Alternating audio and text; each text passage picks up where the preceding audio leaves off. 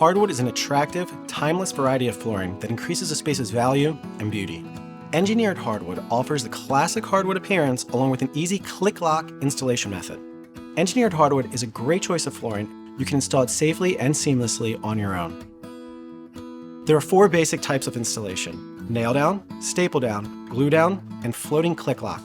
The type of installation you choose will depend on your budget, lifestyle needs, and the type of hardwood flooring you want to use. This guide covers the steps for installing click lock engineered hardwood flooring, a popular and versatile choice. First, let's talk about the tools you'll need and the prep work to complete before you start the installation process.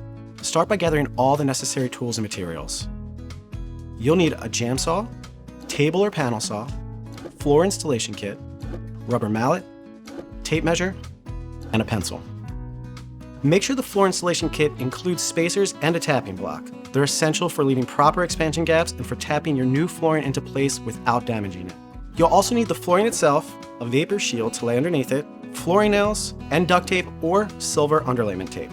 To reinstall your baseboard and molding after installation, you'll need finishing nails, caulk, and a nail gun. If you're missing a tool, all are available to buy, and most are available to rent at Home Depot. First, let the hardwood acclimate to the room for 5 days prior to installation. Keep the room to a temperature of 65 to 75 degrees Fahrenheit and to humidity levels of 30 to 55%. When you're ready to begin installing, make sure you put on proper safety gear. The best safety gear for this job includes safety goggles, work gloves, and knee pads. Step 1. Preparing your subfloor. Engineered hardwood is ready to install if the base floor is clean and smooth. Remove the existing flooring and check for a completely flat subfloor with your level. If you have a concrete subfloor, fix any chips or dips with a patching compound. For wood subfloors, remove protruding nails, patch cracks, sand down humps, and replace any damaged boards. Next, lay down a 15 to 30 pound asphalt saturated felt or silicone vapor shield. This step is critical for keeping your floor safe from dampness. Lastly, spread the boards from several cases across the room in the order you will install them. To decide on what direction the board should be installed in, consider starting at the longest, straightest wall and placing boards perpendicular to the floor joists. Step 2. Measuring your flooring for installation. You'll need to cut your boards to fit your room, which means you need to do some measuring. You'll start by measuring the width of the room. That is, the measurement that runs perpendicular to how you want your boards aligned. You need to allow a gap for your flooring to expand, so subtract 3/4 of an inch from your measurement. Write that number down. To determine how many rows of flooring you'll need, divide your measurement by the width of one of your boards. Write that number down too. This is the number of rows you'll be installing. For most rooms, this won't divide perfectly, so you need to do a little bit more math to find out where to cut the last boards. You can figure out the width of the last row by calculating the width of all the other rows and subtracting that from the initial room measurement. To do that, take the number of rows you calculated a minute ago and round it down to a whole number. Multiply that number by the width of a single board and you'll get the width of the area highlighted on your screen. Subtract that number from the measurements you took of the room and you'll get the width of your last row. Remember one final thing during this step. If your last row is going to be less than 3.5 inches wide, you should trim board width from both sides of the room. That will keep any one row from being too narrow.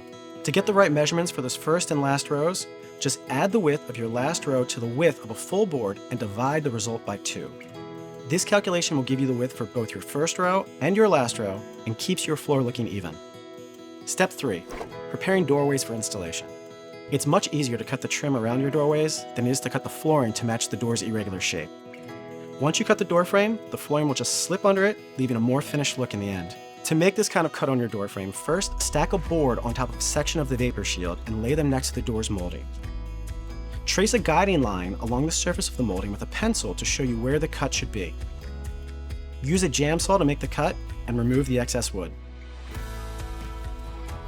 Step 4. Laying the first row of engineered hardwood. To start the first row of flooring, line the board up parallel to your starting wall, leaving an expansion gap at all walls. Drive flooring nails through the boards. Install the second board next to the first by placing the upper drop lock end of the second board on the lower drop lock end of the first board. The ends will not click lock on this first row. Nail this board down as well.